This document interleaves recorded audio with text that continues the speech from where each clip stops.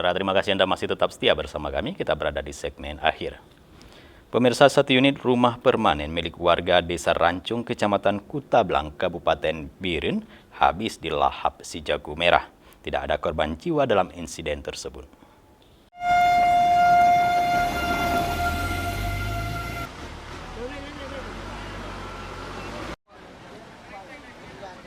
Rumah milik Rahman Ahmadi yang berkonstruksi permanen dan bagian belakang semi permanen terbakar hebat.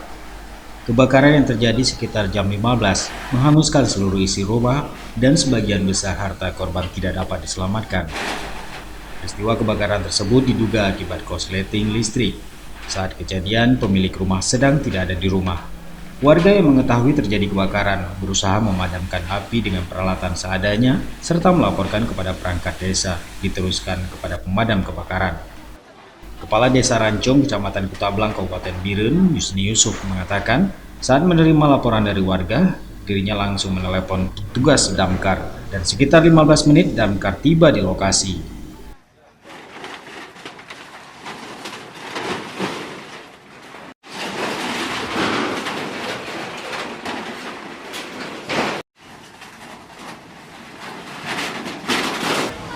Tentang penyebab kemungkinan besar adalah korsleting listrik.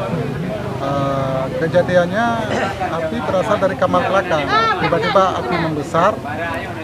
Sekitar 15 menit api sudah membesar. Kemudian pemilik rumah pun sudah panik dan tidak menyampaikan kepada saya untuk saya teruskan ke pos damkar Kutablang. Kemudian ada warga yang lari ke tempat saya menyampaikan secara langsung, bukan di telepon. Kemudian saya langsung menelpon pemadam kebakaran. 15 menit pemadam sudah sampai ke tempat.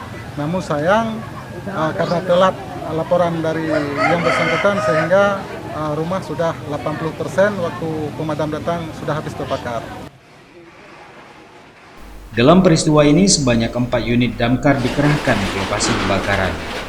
Namun api yang membesar dengan sangat cepat menghanguskan seluruh bangunan rumah. Tidak ada korban jiwa dalam insiden ini.